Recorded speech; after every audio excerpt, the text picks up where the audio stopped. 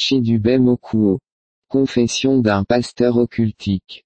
Chers frères et chers amis, nous souhaitons partager avec vous ce triste témoignage d'un pasteur sorcier du Nigeria qui, dans sa soif effrénée de pouvoir, de renommée et de richesse, avait signé des pactes avec Lucifer à travers ses sirènes. Le résultat est ce que vous lirez ci-dessous. Ce témoignage vous aidera à comprendre la puissance avec laquelle opèrent les soi-disant grands pasteurs, grands prophètes et autres soi-disant généraux de Dieu.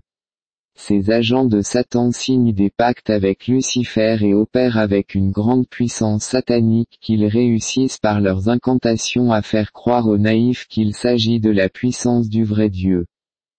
Par manque de discernement, de nombreuses personnes, y compris les soi-disant chrétiens nés de nouveau, tombent dans le piège de croire que ces agents de l'enfer sont des serviteurs de Dieu. Ce témoignage confirme plusieurs des enseignements que nous avons déjà donnés, à savoir le discernement, le combat spirituel et l'Église, que nous vous conseillons fortement de lire ou de relire. Nous espérons que ce témoignage vous libérera et nous prions pour que ce soit le cas. Je m'appelle Chidubem OKWU, je suis pasteur, mais j'ai déçu Dieu et je ne sais vraiment pas par où commencer pour raconter mon histoire. Je dois vous dire la vérité. Je ne peux pas vraiment dire si j'ai un appel ou non. J'ai été professeur d'école du dimanche dans mon église pendant 9 ans à Kaduna. En 1999, j'ai été amené à fonder une église, mais d'après les expériences que j'ai rassemblées aujourd'hui, je ne peux pas dire que j'ai réellement été conduit par le Saint-Esprit à fonder cette église. Depuis 2008, je ne faisais aucun progrès, ni spirituellement ni matériellement. J'ai vu de nombreuses églises qui ont commencé plusieurs années après la mienne et elles faisaient des vagues et continuent de progresser. À un moment donné, je ne savais plus quoi faire et après en avoir discuté avec ma femme, j'ai décidé de contacter le surveillant général d'une église qui avait commencé 7 ans après le début de mon ministère et lui ai expliqué que personnellement, je n'avançais pas. Et pareil avec mon ministère. Mon ministère augmenterait jusqu'à 200 personnes et, après une courte période, il diminuerait jusqu'à 50 personnes et, à un moment donné, il augmenterait jusqu'à 150 et diminuerait jusqu'à 40 personnes. Je l'ai approché parce que la croissance de son église était rapide. Il a fondé l'église en 2006 et en 2012, il enregistrait 11 000 personnes lors d'un service dominical. Il gagnait également beaucoup d'argent et conduisait de superbes et grosses voitures, y compris les dernières Jeeps. Après m'avoir écouté, il m'a promis de m'aider à résoudre mon problème. Il a dit que j'avais besoin d'être autonome et que cela allait me coûter une certaine somme d'argent. De plus, je devais avoir un cœur grand et fort. Ensuite, il m'a demandé si j'avais un cœur fort et je lui ai répondu que oui, à condition que cela n'implique pas de tuer un autre être humain. Il m'a demandé 3 fois si j'avais un cœur fort et je lui ai toujours donné la même réponse. Encore une fois, il m'a demandé si je voulais une simple responsabilisation ou une double responsabilisation et je lui ai demandé laquelle était la meilleure et il a dit que la double responsabilisation est meilleure mais cela me coûtera beaucoup d'argent et qu'après l'autonomisation, on me dira comment maintenir et renouveler le pouvoir. Cette fois, j'ai eu peur et je lui ai demandé si le maintien et le renouvellement impliquaient un rituel, il a répondu non, quoique le renouvellement et le maintien impliquent, ce sont juste des choses normales que je fais déjà, donc je ne devrais pas avoir peur. Il m'a dit que je devrais aller chercher 350 000 naira, 350 000,00, que j'avais dû emprunter à ma femme. Le lendemain, je lui ai remis l'argent et il m'a demandé d'aller me préparer pour aller à Lagos et Port Harcourt. Je me suis préparé et nous avons pris l'avion d'Abuja à Lagos le même jour. À Lagos, nous avons logé dans la maison d'hôte d'un grand ministère et à 23h30 nous sommes sortis en voiture privée jusqu'à la plage de Bar. À la plage du bar, nous étions au bord quand il a parlé une langue inconnue et m'a dit qu'une femme allait sortir de l'eau et que je devais faire tout ce qu'elle disait. Dès qu'il eut dit cela, il y eut un grondement à la surface de l'eau et une sirène en sortit. Le surveillant général m'a dit de ne pas avoir peur que la Mami Wata ne me fasse pas de mal, alors j'ai pris courage en la voyant. Lorsqu'elle est arrivée à la surface de l'eau, la partie inférieure de son corps ressemblait à celle d'un poisson, mais mes yeux étaient fascinés par cette partie inférieure et à mesure qu'elle se rapprochait de moi, elle est devenue une partie humaine. Puis elle est venue vers moi et m'a demandé d'avoir des relations sexuelles avec elle, ce que j'ai fait en présence du surveillant général. Après avoir couché avec elle, elle a mis sa main dans son vagin et a fait un signe de croix sur mon front et ma paume et m'a dit qu'elle m'avait donné du pouvoir et que je verrais la différence.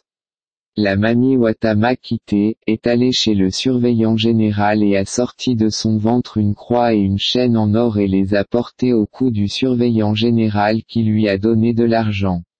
La Mami Wata le remercia et retourna à la mer. Tout le temps, elle parlait en anglais. Quand nous sommes finalement rentrés à la maison d'hôte du ministère, le surveillant général m'a dit que nous devions aller à l'église de ce ministère parce qu'il faisait une veillée nocturne et quand nous sommes arrivés, j'ai eu l'occasion de servir dans l'église et alors que je levais les mains de l'autel, les membres commençaient à tomber sur eux-mêmes et certains tombaient sur les autres et je dois dire que j'étais presque gêné car je ne m'attendais pas à ce que la manifestation du pouvoir Mami Wata se produise sitôt. Après le service qui a duré toute la nuit, nous sommes retournés à la maison d'hôte et le surveillant général m'a demandé si j'étais heureux de la façon dont le pouvoir se manifestait et j'ai dit oui. Il m'a dit que nous devrions nous coucher et dormir un peu car nous irons à Port Harcourt ce soir-là. Dans l'après-midi, alors que je dormais, la même Mami Wata avec qui j'avais couché à la plage du bar est venue me voir dans mon rêve et m'a dit que pour maintenir et aussi renouveler constamment le pouvoir, je devais avoir des relations sexuelles avec une vierge une fois par mois, donc cela m'a sorti du sommeil. Je suis allé dans la chambre du surveillant général pour expliquer ce que j'ai vu et entendu dans mon rêve et il m'a dit que ce n'était pas un problème. Quand je lui ai demandé comment j'allais obtenir les vierges, il a répondu qu'il allait m'aider à les obtenir, mais que je devais payer pour ses services. Honnêtement, apôtre, après cela, j'ai voulu me retirer, mais je n'ai pas eu le courage de le dire ou de le faire. Alors que j'étais à la plage du bar, j'ai vu de nombreux pasteurs qui y venaient avec d'autres pasteurs principaux. C'est comme une tradition. Il doit y avoir un pasteur principal qui amène des pasteurs plus jeunes et je crois que chaque pasteur principal avait une Mami Wata particulière avec laquelle il était en relation parce que j'ai vu jusqu'à 10 Mami Wata s'occuper d'autres jeunes pasteurs. Le soir, nous étions à l'aéroport local de Lagos et prenons un vol pour Port Harcourt. À Port Harcourt, nous avons logé dans la maison d'hôte d'un autre ministère et à minuit nous sommes sortis pour finalement arriver dans une très grande concession d'une femme appelée SNW Annie à l'intérieur de laquelle se trouvaient de nombreuses maisons. Nous y avons rencontré de nombreux pasteurs, notamment des pasteurs d'église de la première génération. Quand ce fut mon tour, le surveillant général versa de l'argent et détailla ce qui devait être fait pour moi. Quand je suis entré dans la pièce, j'ai été surpris que ce soit à nouveau une femme et comme je le pensais, encore une femme. Je me suis retrouvé au-dessus de la femme sur un lit dans une pièce adjacente. Honnêtement, je n'ai pas pu me rappeler comment je me suis retrouvé sur ce lit. J'ai couché avec elle et je lui ai aussi sucé les seins. Après la séance sexuelle, elle a fait pleurer un animal et m'a administré des trucs dans les yeux. J'ai immédiatement commencé à voir dans le monde des esprits et j'ai également discuté avec certains êtres spirituels. Après cela, elle m'a donné une bouteille d'huile d'olive qu'elle a appelée Fais ce que je dis. Elle a dit qu'avec cela, les membres de mon église feraient tout ce que je leur demanderais de faire. Elle m'a également donné une autre bouteille d'huile d'olive, qu'elle a appelée l'huile qui voit tout. Elle a dit qu'avec l'huile, je peux voir profondément dans le secret des gens et une bouteille d'huile d'olive qu'elle a appelée huile de meurtre pour tuer les gens pendant la prière. Elle m'a finalement donné 2 autres bouteilles d'huile d'olive. Le premier est CROWD Pulling Oil et le second est Touch and Follow, que j'utiliserai pour hypnotiser les femmes, en particulier les vierges, car j'aurai des relations sexuelles avec elles et avec des femmes mariées pour renouveler l'autonomisation.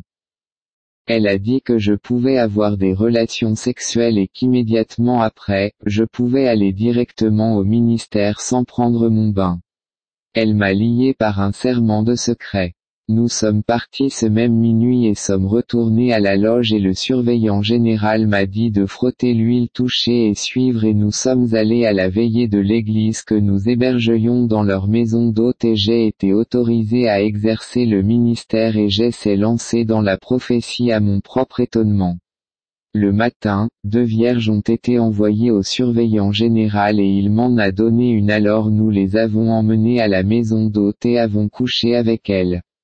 Ce qui m'a vraiment surprise, c'est que les jeunes filles ne nous demandaient jamais où on les emmenait et pourquoi on les y emmenait, ce qui est inhabituel pour des filles vierges. Lorsque les filles sont parties, le surveillant général m'a dit qu'à partir de maintenant, je devais concentrer mes sermons sur la prospérité et arrêter les messages de salut et de justice.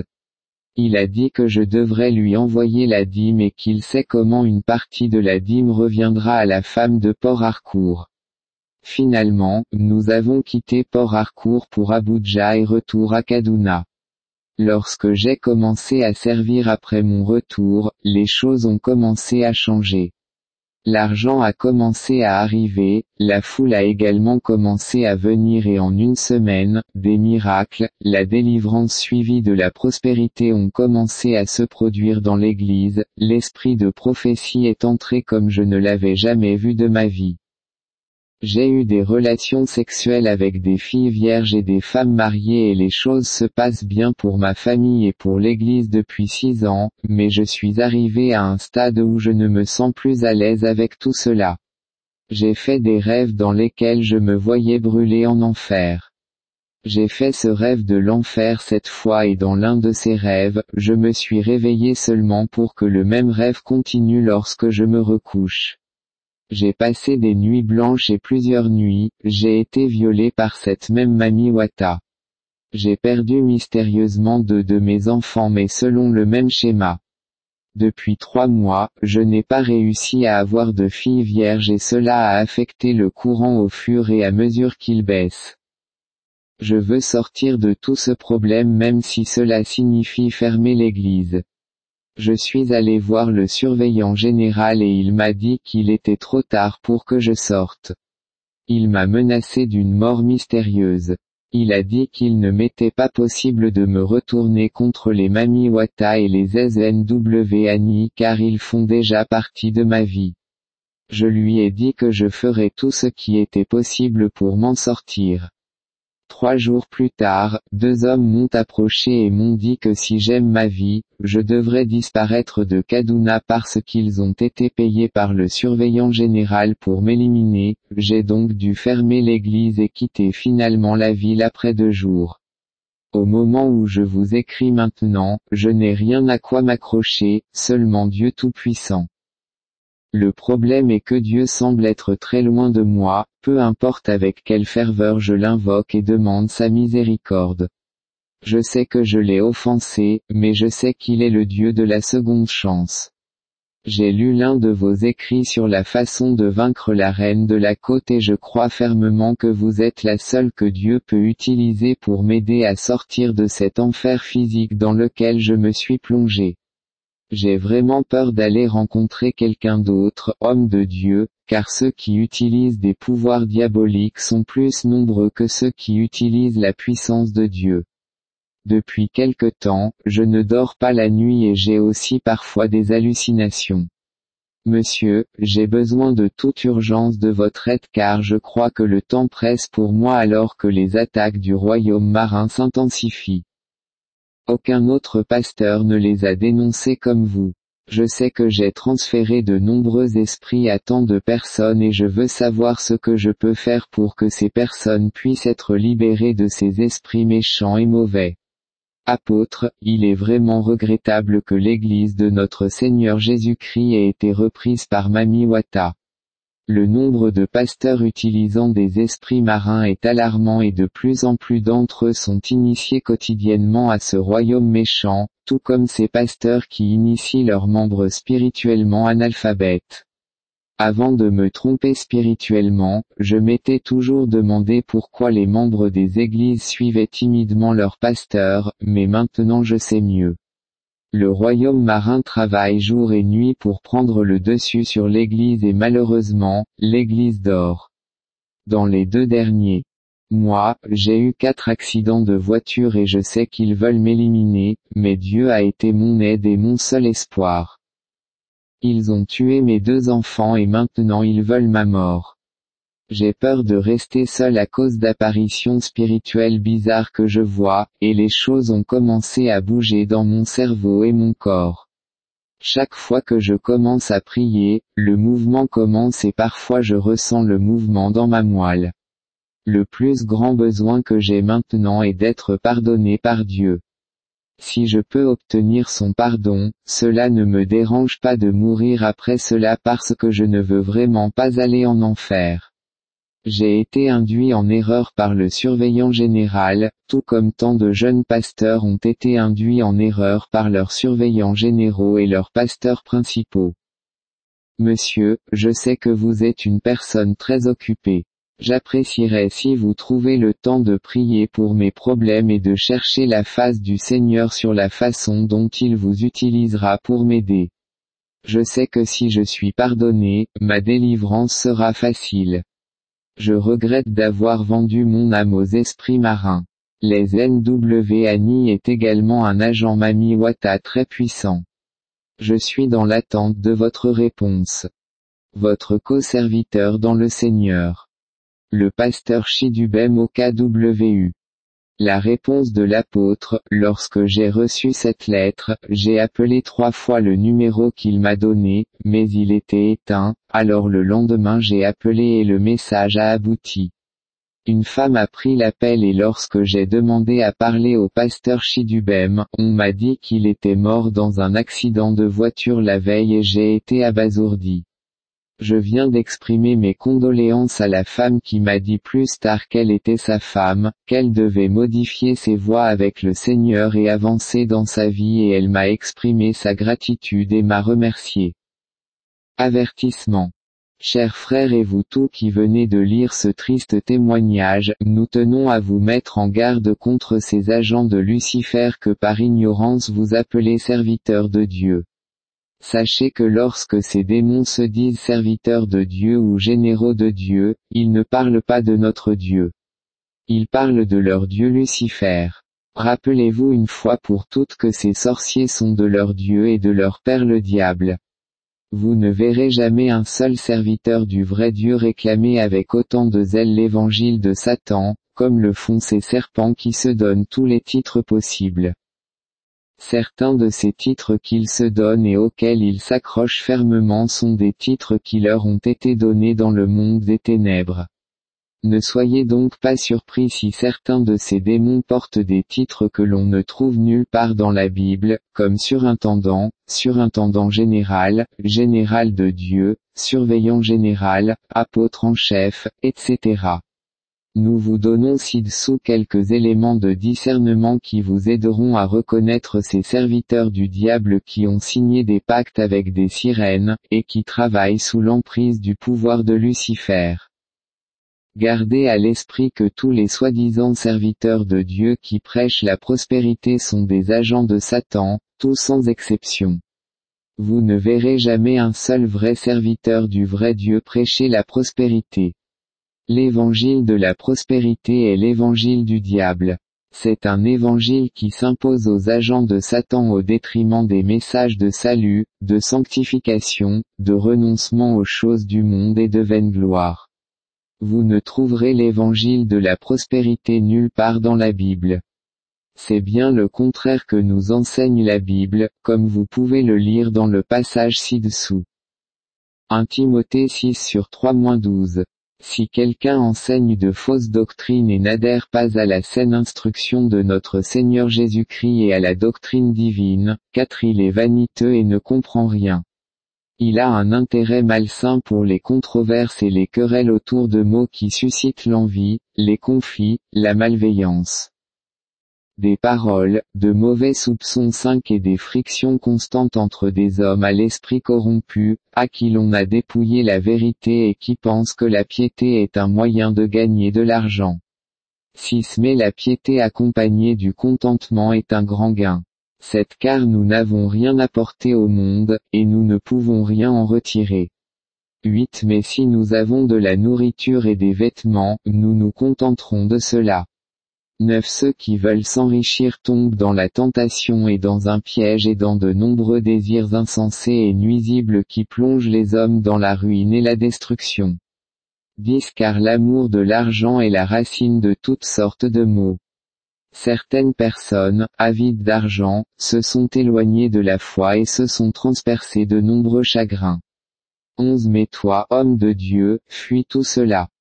Gardez également à l'esprit que tous les soi-disant serviteurs de Dieu qui prêchent un sermon de puissance et qui passent leur temps à pousser les gens à terre, sous prétexte de les délivrer, sont des agents de Satan, tous sans exception. Vous ne verrez jamais un seul vrai serviteur du vrai Dieu pousser les gens à terre par un prétendu pouvoir. Les vrais serviteurs du vrai Dieu n'ont aucun pouvoir pour le spectacle, et ils ne manifestent jamais leur pouvoir car, en réalité, ils n'ont aucun pouvoir en tant que tel. Le pouvoir que possèdent les vrais serviteurs du vrai Dieu n'est pas le leur, mais plutôt celui de Jésus-Christ leur Seigneur. Chaque fois que leur Dieu et Maître Jésus-Christ juge nécessaire de faire des miracles à travers eux, il les fait.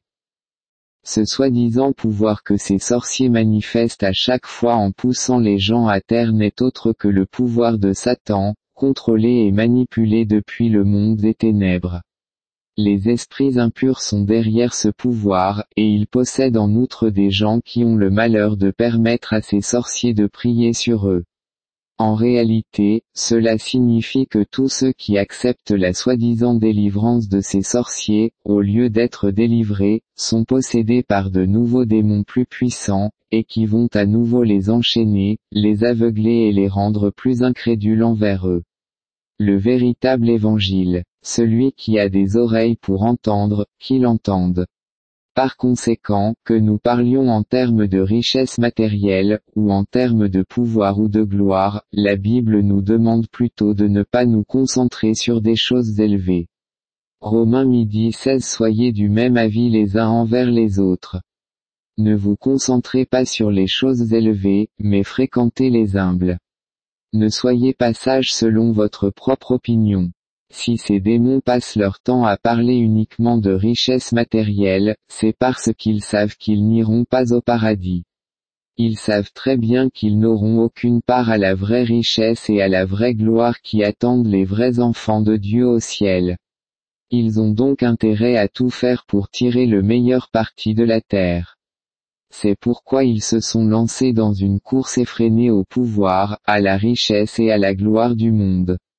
Par conséquent, si vous chérissez votre salut, fuyez ces agents de l'enfer et sortez de toutes les soi-disant églises dans lesquelles ces pratiques se pratiquent.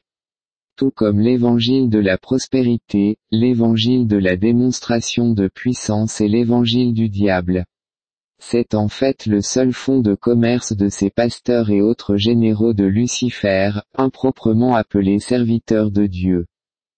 Appel au repentir.